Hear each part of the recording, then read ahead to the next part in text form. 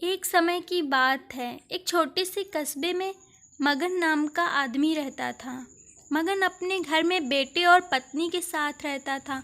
मगन गरीब था, इसलिए वह दिन रात अपने परिवार की ज़रूरतें पूरी करने में लगा रहता था। वह हर हाल में बेटे और पत्नी की खुशी चाहता था। मगन एक छोटी सी कंपनी में काम करता था, जहां उसकी आमदनी घर खर्चे जितनी हो जाती थी, लेकिन फिर भी मगन कंपनी वाला काम ख़त्म करके दूसरी जगह जाया करता था ताकि कुछ और पैसे कमा सके। काम में व्यस्त होने से वह अपने परिवार को समय नहीं दे पाता था।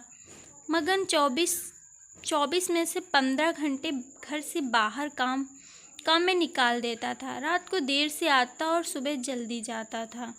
इस तरह कुछ दिन बीतते गए।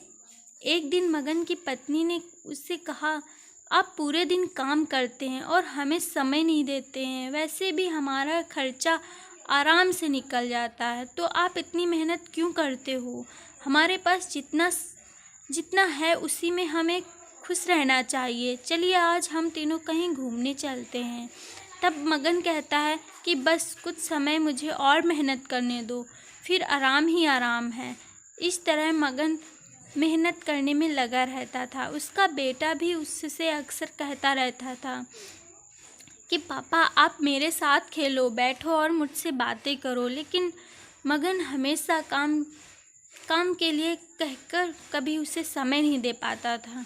कुछ समय और बीता और अब मगन की किस्मत चमकी। मगन की नौकरी जिस कंपनी में थी, अब उसका मालिक मगन को मैनेजर बना देता है, क्योंकि मगन काफ़ी समय से वहाँ काम करता था और अब वह मालिक का विश्वास पात्र बन गया था। मैनेजर बनने के बाद मगन बहुत अमीर हो गया और उसकी आमदनी अच्छी खासी थी। अब वह कुछ भी खरीद सकता था। उसकी गिनती धनी लोगों में होने लगी। पत्नी और बेटा बस एक बार कोई चीज़ मांग ले तो वह तुरंत हाजिर कर देता था।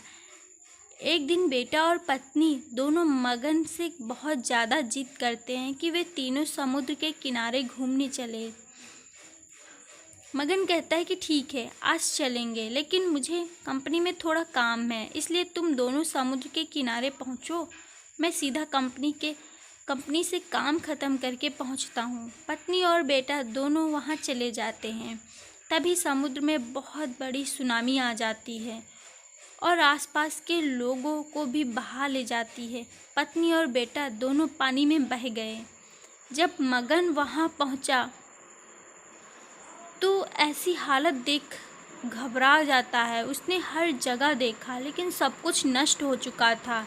उसे यकीन हो गया था कि उसकी पत्नी और बेटा भी बह गए हैं। वो ज़ोर ज़ोर से रोने लगता है और अपनी पत्नी की बातों को याद करने लगा कि हमारे पास जितना है उसी में खुश रहना चाहिए और परिवार के साथ खुशी के नए पल बनाने चाहिए, ताकि हम उसे हमेशा अपने दिल में संभाल कर रख सकें।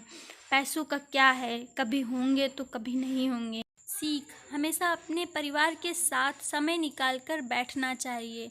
अगर यह कहानी आपको अच्छी लगी हो तो वीडियो को लाइक करें और चैनल को सब्सक्राइब करें। Thank you so much.